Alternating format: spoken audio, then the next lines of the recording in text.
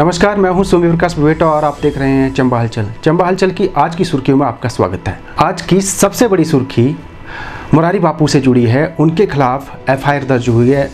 उनके खिलाफ एफआईआर इसलिए दर्ज हुई है क्योंकि उन्होंने भगवान के खिलाफ कुछ आपत्तिजनक टिप्पणी की थी और इस धर्म में सोशल मीडिया पर एक वीडियो भी वायरल हुआ था और अब उनके खिलाफ कोटा थाने में एफआईआर दर्ज हुई है। भगवान श्री कृष्ण और बलराम के खिलाफ मुरारी बापू जो कथावाचक हैं उन्होंने टिप्पणी की थी। इसको लेकर सोशल मीडिया में काफ़ी लोग गुस्से में दिख रहे थे और उन्होंने इनके खिलाफ कार्रवाई की मांग की थी और इसी बीच कोटा में इनके खिलाफ एफआईआर दर्ज हुई है। हमारी अगली सुर्खी प्रवेश प्रक्रिया से जुड़ी है। अब 11वीं में एडमिशन की प्रक्रिया फिर से शुरू कर दी गई है। 25 जून तक बच्चे 11वीं में एडमिशन ले सकते हैं, क्योंकि अभी कुछ दिन पूर्व ही 10वीं की परीक्षा परिणाम घोषित हुआ है। हिमाचल स्कूल शिक्षा बोर्ड की ओर से अब निर्देश जारी किए गए हैं कि जितने भी स्कूल है सरकारी स्कूल वो अपने स्कूलों में 25 जून तक 11वीं तक एडमिशन ले सकते हैं। 25 जून के बाद किसी भी तरह की एडमिशन प्रक्रिया नहीं होने वाली है।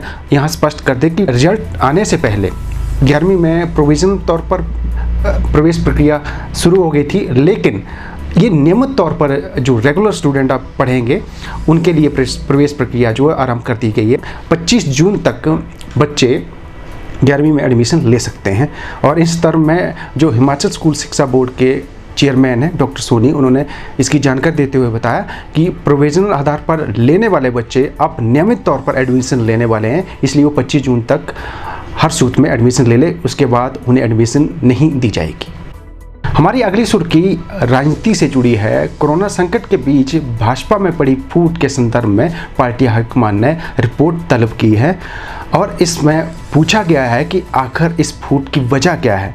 आपको यहाँ स्पष्ट कर दे कि कुछ दिनों पूर्व पार्टी के वरिष्ठ विधायक ने भाजपा के संगठन मंत्री पर आरोप लगाए थे। इसको लेकर सियासत गर्मा उठी थी और इसी बीच जहां जेपी नड्डा काफ़ी सक्रिय दिखे, साथ ही जो पूर्व मुख्यमंत्री है शांता कुमार वो भी इस दौरान हस्तक्षेप करते हुए पाए गए और अब इस अंतर्कलह को शांत करने का प्रयास किया जा रहा है, क्योंकि संगठन के मंत्री के पर आरोप लगाने से ये मामला जुड़ा है और जो व्यक्ति है जिसने आरोप लगाया है वो काफ़ी सीनियर विधायक है, रमेश धवाला।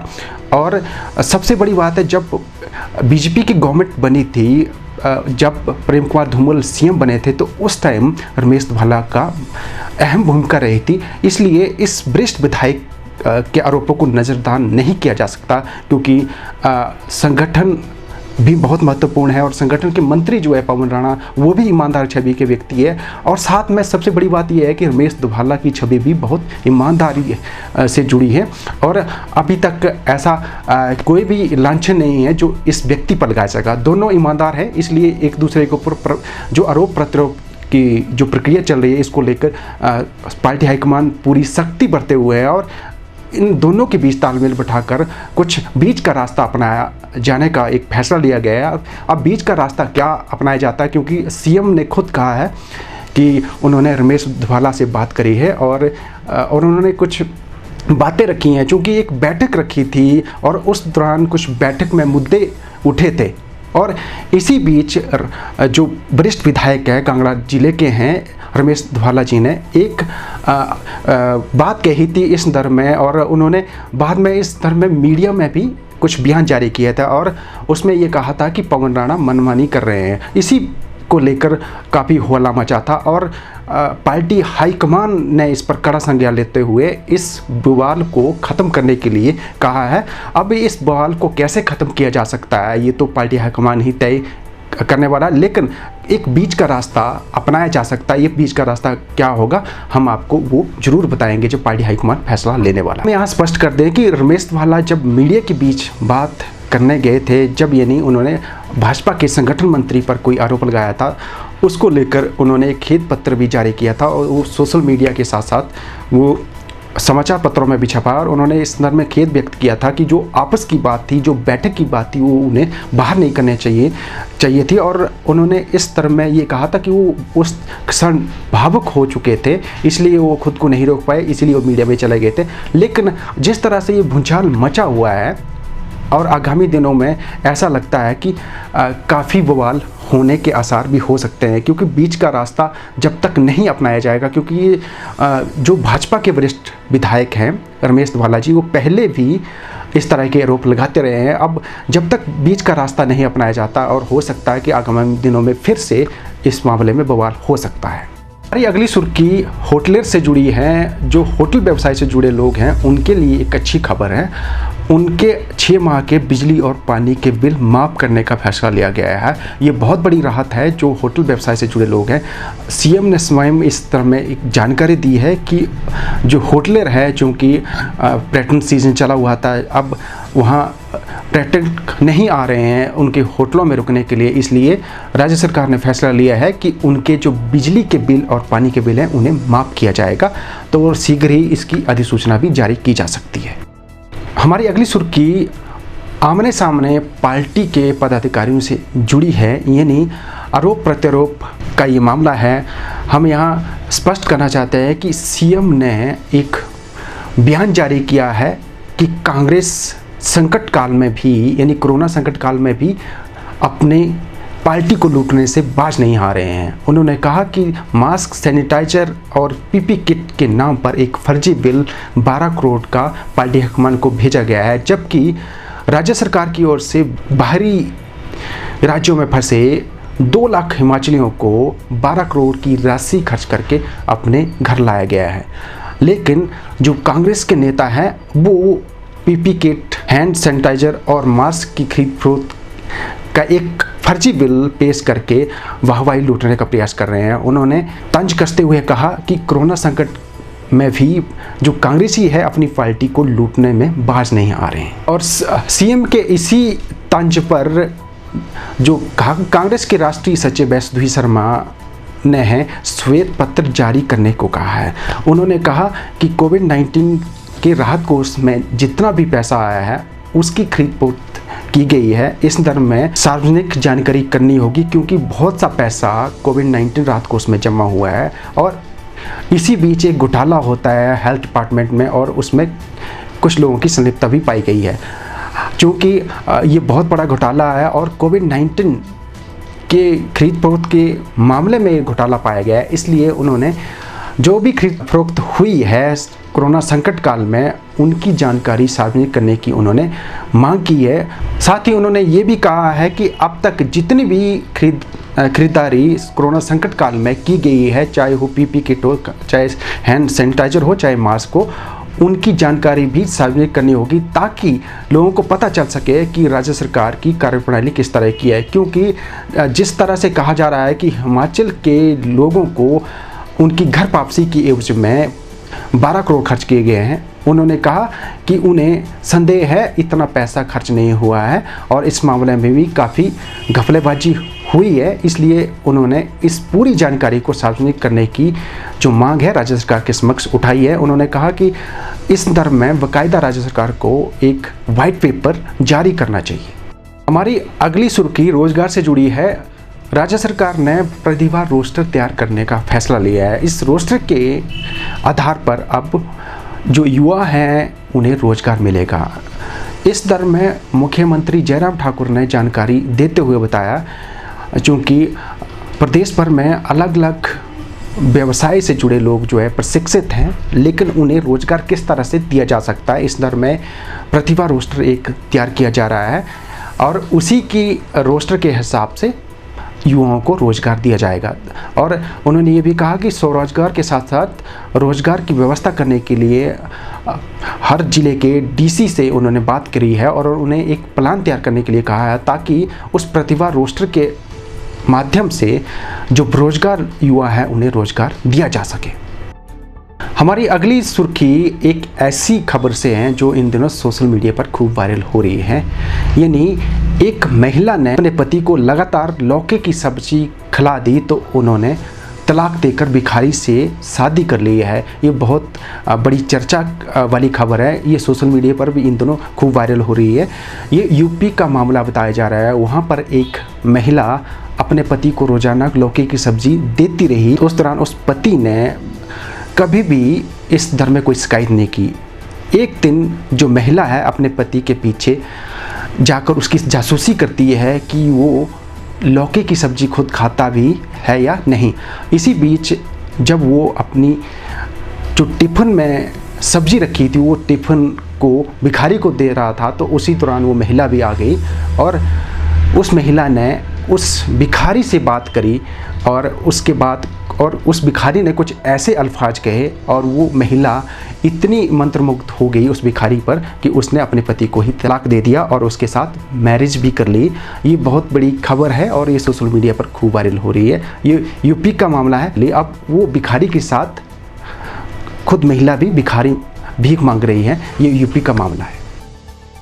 हमारी अगली सुर्खी राष्ट्रीय पक्षी मोर से जुड़ी है। हमने सुना है संविधान के अनुसार जब मोर की डेथ होती है तो उसे राष्ट्रीय ध्वज में लपेटकर उसका संस्कार किया जाता है और हमने ऐसा सुना ही है। लेकिन आज हम आपको वो बताने वाले हैं कि जब राष्ट्रीय पक्षी मोर की मौत हुई तो उसको कैसे राजकीय सम्मान के साथ राष्ट्रीय ध्वज में लपेटा गया और उसका राजकीय सम्मान के साथ संस्कार किया गया। हम आपको बताने वाले हैं। ये दिल्ली की घटना है और दिल्ली में जब भी मोर की मौत होती है तो उसे राष्ट्रीय ध्वज में लपेटकर उसका राजकीय सम्मान के साथ अंतिम संस्कार किया जाता है।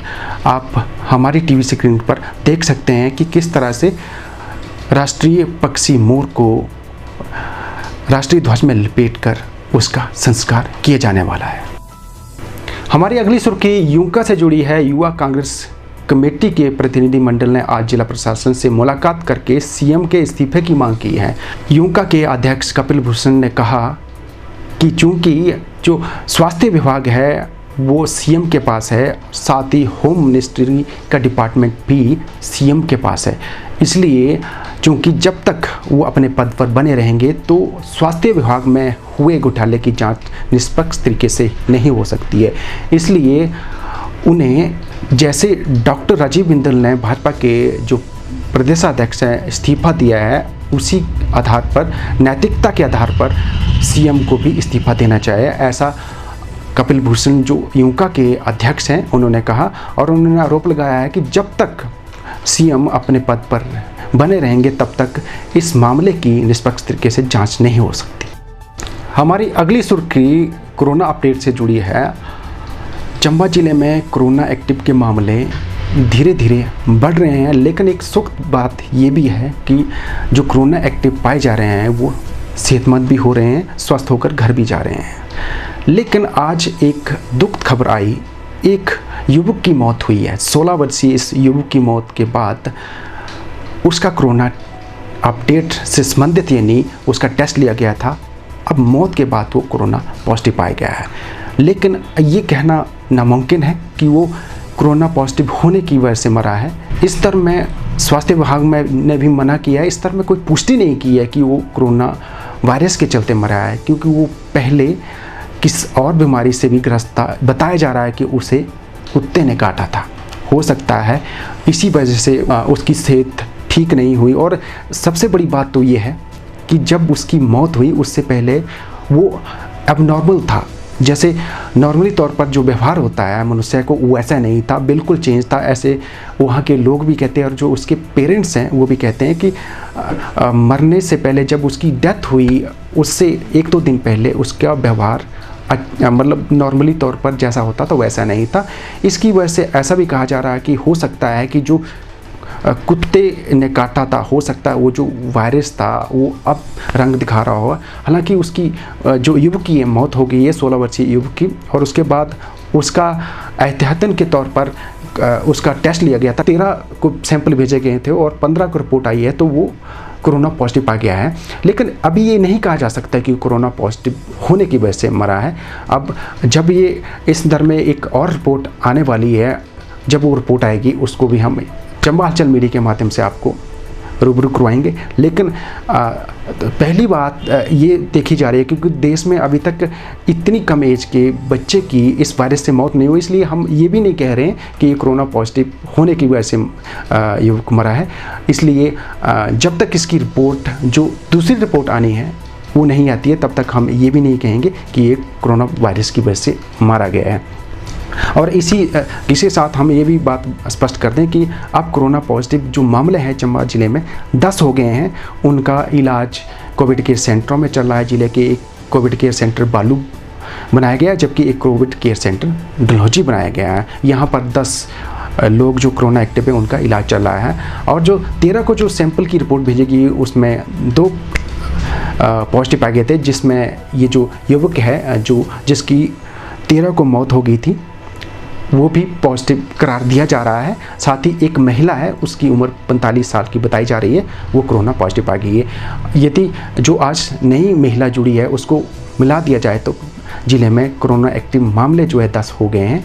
और बाकी जो भी लोग जो 32 लोग जो है कोरोना एक्टिव पाए गए थे। और उसमें सबसे बड़ी बात यह है कि 63% यानी 63% चंबा ज़िले में जो सेहतमंद होने का आंकड़ा है 63% है, जो सेहतमंद होकर अपने घर जा चुके हैं। और चंबा के लिए अच्छी बात है कि जो भी कोरोना पॉजिटिव पाए जा रहे हैं वो बिना सिम्टम के ही आज तक निकले हैं। इसके साथ हम ये भी स्पष्ट करते हैं कि प्यूरा पंचायत को पूरी तरह से सील किया गया है, क्योंकि उसी के इर्द गिर्द का ये जो 16 साल का जो बच्चा है जिसकी मौत हुई थी। और अंतिम संस्कार में शामिल हुए लोगों की ट्रेसिंग की जा रही है, संपर्क साधा जा रहा है कि वहाँ पर कितने लोग संपर्क में आए थे और उन सब की सैंपलिंग होगी। और उस एरिया को पूरी तरह से सील किया गया है। और जब किसी एरिया को सील किया जाता है, कंटेनमेंट जोन बनाया जाता है, तो उसमें कुछ पाबंदियाँ रहती हैं और सरकार की गाइडलाइन के अनुसार ही वहाँ पर सारी व्यवस्थाएँ चलती हैं। इसी बीच ये भी जानकारी मिली है कि स्वास्थ्य विभाग की एक टीम कंटेनमेंट जोन में गई है। इस दौरान जो युवक है, चूँकि उसका अंतिम संस्कार हो चुका है, उसमें शामिल हुए लोगों की जानकारी एकत्रित की जा रही है। साथ ही ये भी पता चला है कि कुछ लोग के संपर्क पता चल गए हैं और उनके सैंपल लिए जाएंगे और जांच के बाद ही पता चल पाएगा कि वो कोरोना वायरस से संक्रमित हैं या नहीं।